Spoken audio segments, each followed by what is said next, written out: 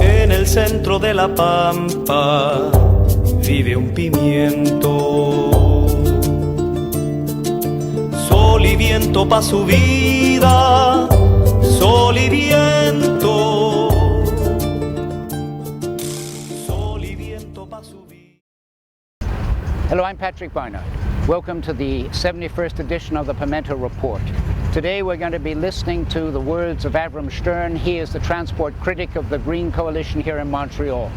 Avrom has made a couple of Pimento reports about rail transport, but today he's going to be talking about a terrible accident that has happened here in Quebec. It is the worst railway accident in modern Canadian history. On the night of July 5th, July 6th, 2013, a freight train consisting of 72 tanker cars with shale oil coming from North Dakota got loose from its moorings, as it were, in Nantes, Quebec, ran down a slope, derailed, and then went straight into the center of a town called Lac-Mégantic, consuming at least 47 lives as it did so. That accident had a global resonance, and when we listen to Avrom, I think we'll see why. Here, for example, is the way that NBC News on July 6th reported the derailment at Lac-Mégantic. Now to a scene of widespread devastation where train cars carrying toxic petroleum products derailed and exploded today. It all happened in a lakeside town in the Canadian province of Quebec along the Maine border. Lac-Mégantic is a beautiful Quebec town of about 6,000 people, 150 miles or 250 kilometers from Montreal. The train that derailed and exploded in the middle of the night of July 5th, July 6th this year was a 72-car unit train of oil tank cars, a black train, as they say here in Quebec. Unit trains are usually more than 1 mile long. They consist entirely of the same cars. These ones at Mégantic that night were carrying fracked shale oil from the Bakken fields of North Dakota. They were carrying that oil through Quebec and the state of Maine in the United States onto a refinery in New Brunswick, Canada, owned by Irving Oil of St. John. The tank cars involved were 111s. That's a kind of thin-shelled carrier that Canadian authorities have been impotently warning against for the last generation in a climate and atmosphere of total deregulation. At the present time, Canadian railways have the privilege of regulating, or should we say, deregulating themselves. The regional railway involved, Montreal, Maine, and Atlantic, is owned by Rail World of Chicago, and MM&A is one of the only 2 railroads in all of Quebec that have received Canadian federal government permission to have single-man crews. 1 engineer responsible for a mile-long train. The lone conductor engineer of the train that night in Mégantic on July 5th was a man called Tom Harding. He's a man who's highly experienced in the railway craft. Around about 11 p.m. on the night of July 5th, Harding ended his 12-hour shift. He left the train parked in the small nearby town of Nantes, Quebec, and took a taxi to a hotel at Mégantic, where he's well known. On his way, he told the driver of the taxi that Harding was worried about the locomotive, which was leaking oil and seemed to be emitting smoke. Nantes is a very small place, 13 kilometers from Mégantic, and there is a slope of 100 meters, or about 300 feet, between the 2 towns, and the train had been left unattended, parked on that slope. All of that is, by the way, within the law as it then stood. At about 11:30 p.m. or a little after, residents in Nantes reported a fire of one of the 5 standing locomotives in their town.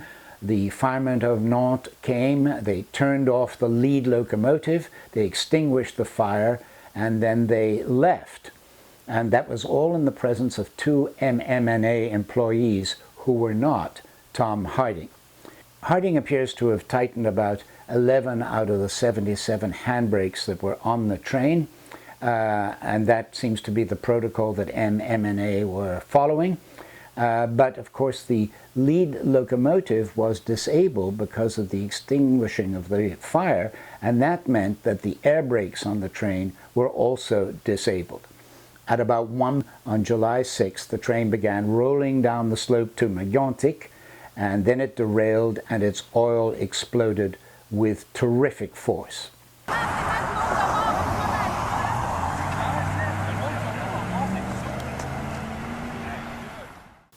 2 days after this terrible tragedy, Avrom Shtern, the transport critic of the Green Coalition, wrote an opinion piece for Montreal's Gazette newspaper, in which he said that Canada's regulatory standards and quality of maintenance have fallen to near third world standards. When I spoke to Avrom on July 24th, Transport Canada on that day had just reversed its one-man crew dispensation, as he and other experts have been urging for so long. Avrom Shtern ended his Gazette piece of 3 weeks ago by saying the following, quote, "We should insist on a two-person crew on all freight trains, and it makes no sense to allow an engineer to walk away from a train after the shift is over and be able to leave it parked for a couple of hours for another engineer to come and take over." Close quote. It's interesting that your two recommendations at the end of your op-ed piece were exactly what has now transpired. Were you struck by that? I am struck by that, but I would also suggest that that's the bare minimum that should be done. If it was up to me, I wouldn't transport that oil. I wouldn't transport that oil, period, no matter which mode, be it pipeline or rail. And just force the issue in terms of energy. But secondly, in terms of rail safety, there's a lot more to be done. Now, you've used laxity as a word to describe the attitude of Canadian governments. That strikes me as very polite. Aren't we talking about lethal irresponsibility here? I would say so. It's lethal irresponsibility, and as well as an indifference, almost a criminal indifference to the railway industry. They have classified the rail, by not saying so, but their policy with rail is like, rail is the Uncle Buck of the transport industry. It is the ugly stepson of transport. And yet passengers, yes, and certainly freight companies and suppliers are using and probably will be using rail more and more. Yes, rail will be used, but actually in a longer view, I would say in terms of oil, to the detriment of rail.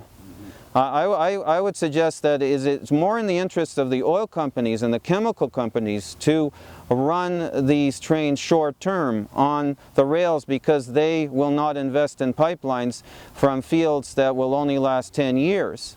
Fracking fields that will only last 10 years, so they'll rather use the rails, but they really could care less about the future of rail.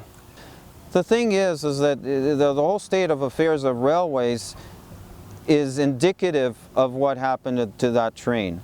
That train, A, should not have stopped at Nantes, for one, and had it actually stopped at Nantes because Mr. Harding's day was over, let us say, his hours were over and his union agreement stated as such, the next crew should have relieved him immediately, and that's how it used to be done traditionally in terms of crew changes. And now we have government allowing irresponsibility to happen, and therefore I would suggest that it isn't only the fault of this short line or regional, but certainly the fault of the government, and the government should take a certain sense, a larger sense of responsibility. We're speaking today at the very time when the government has now reversed its position and said that these kinds of trains have to have two men running them. Right. And so they've adopted the very recommendation that you suggested immediately after the accident. How is it that MMA and a railroad in the north of Quebec got permission in the first place to run these trains with only one man? First, let me backtrack and say that even if they had a two-member crew, that accident probably would have happened. because both of them would have gone to the hotel, and there still would have been a fire, and still the air brakes would have been incapacitated, and still, given that it was on an incline and not enough handbrakes empowered, the train would have rolled down anyways. Nonetheless, there's a wickedness in terms of allowing one-member crew, and the one-member crew has to do with the economics of running railways, and especially regional / short line railways that are financially crippled and need to cut as much staff as possible in order to eke out an existence. And they somehow were able to convince government to allow this, given the ideological bent of the last 35 years. Edward Burkhardt, who is the ultimate owner of MM&A, was also the Railroader of the Year in 1999. Has he been known in the industry as someone who's been promoting single engineer unit trains and maybe even completely automated unit trains? Well, in the last few years, yes, but I wouldn't condemn him entirely. He's a product of his environment. I would suggest that in many ways he had tried in the past to improve things. In fact, there was a derailment in a former company that he had owned called the Wisconsin Central, and after a massive derailment there in the Midwest, he attempted to improve things by recommending that the infrastructure be rebuilt, etc., and then he was just thrown out. So he's a cog in the wheel. Okay, no doubt. He's a product of a system, you say? Yes. He's a cog in a wheel, you say. What is this system, Avrom? This system is quarterly reports. This system is deteriorating infrastructure. This system is running the system into the ground just to eke out a few more pennies for the next quarter, for the next half year, and for the next annual report. And I truly think that the company is culpable, and criminally so. Nevertheless, this is bigger than MM&A, and it's bigger than Lac-Mégantic. This is a worldwide issue, and certainly a North American issue. You've talked about the last 30 years. What you've just described, is that the way railroads are run in North America? I would say so. I would say it goes back even further with the diminution of passenger rail back in the 1960s by the Pearson administration in Canada and also in the United States as well. Because once you destroy the passenger rail system, your infrastructure starts to suffer. You don't need to have such smooth rails, and then therefore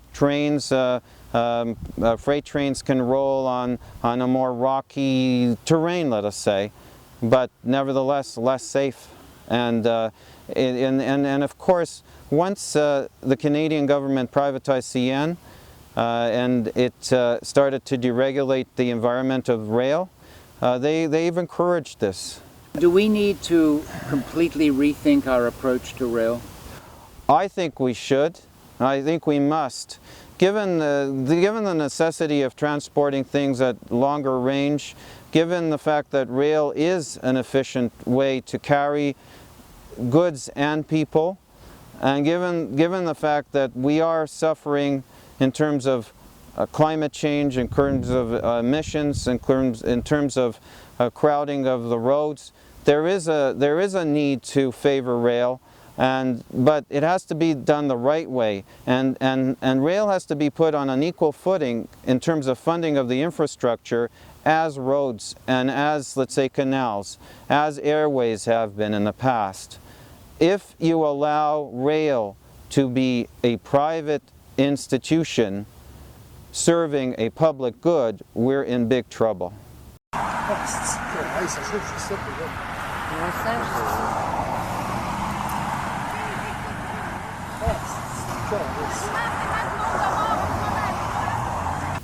Now for me, the Lac-Mégantic accident looms very, very large. in terms of our lives as North Americans, and it seems to in your mind as well. I think it's an accident that has enormous implications. Is that your view? It does so. It can go two ways, and certainly it's bigger than rail itself. It's our energy policy, and it's also caring about people as well and safety. The issue is in terms of going two ways. Either we treat it merely as an accident, we treat it merely as a criminal liability and negligence of a specific railway company, or we treat it as more in terms of the involvement of others. And when I'm saying others, I'm saying all levels of government are culpable in different ways. The federal government in terms of regulation of safety, the federal government in terms of allowing railways to be disposed of and just run into the ground and abandoned. The provincial government in terms of turning a blind eye to this until it happened and then coming out to be the savior supposedly. And then of course the municipalities for allowing in many instances, maybe not in terms of Lac-Mégantic, because Lac-Mégantic is traditionally a railway town and it grew up that way, but nevertheless municipalities in many parts allowing houses, sensitive zones to be built up right up to the property line of railways. And that is just a disaster waiting to happen. No doubt, in any mode that you can think of, any transport mode, you will have accidents. And railways are an industrial hazard, and therefore you have to set certain setbacks. What do we do about shale gas oil, about this whole way of life that we seem addicted to? I would say that the shale oil is a result of hitting peak oil. We've gone to the low-hanging fruit, and those wells are gone. Those wells are for the most part dry. So we're heading towards shale oil and thinking that this is our savior. But this is actually the death knell of the way we live. Are you saying that the Lac-Mégantic accident in a way is a peak oil accident? It is most definitely a peak oil accident, because rail has not been carrying huge quantities of oil. Even oil is flammable. It does have elements of gasoline, about 50% or 60% thereof. So therefore we do have to be cognizant of that. But rail has not been carrying this stuff for a very long time. You have to go back to the era of World War II, during the war effort, when every single tank car was commissioned to carry fuel. After the war, for the most part, trucking and pipelines took over. So this is a very recent phenomenon. This is an oil company thing. These oil companies are gleeful, and they will continue. According to the latest reports, they intend to continue, and they intend to ship more of this stuff because we want it. We're hooked on it. So Lac-Mégantic then is a warning to many such towns and communities throughout North America. Most definitely, most definitely. Right now, for example, since the former International of Maine line that belonged to CP, now the Mégantic subdivision is blocked. They're diverting, CP for the most part carries this oil out of North Dakota and then transfers it, ships it off, interchanges it with MM&A, and then later on with another railway in New Brunswick. So instead of going through Ontario and Quebec, they're heading through the southern tier of New York State, heading off towards Albany, and then in Albany, Pan Am Southern takes over, which is co-owned by the Mellon family of the banking fame, as well as Norfolk Southern. It heads through Massachusetts and New Hampshire and Maine, and then it goes to St. John, to the Irving Oil Refinery. So the transport has not stopped. You've said that the Lac-Mégantic accident raises major questions of regulation. What did you mean by that? I meant to say that the government has released the rules to the railways. The railways are self-regulating for the most part, and there is no policing of the rules that exist. Does the decision that was announced today mean that the federal government is stepping back from this idea of railroads regulating themselves? I don't really think so. I would suggest it's merely face-saving. The government has not changed its ideology, nor have the major opposition. In fact, most of the deregulation took place under the Liberal government. So I would suggest that even if there were a Liberal government today, they would follow the same path. So we have a long way to go.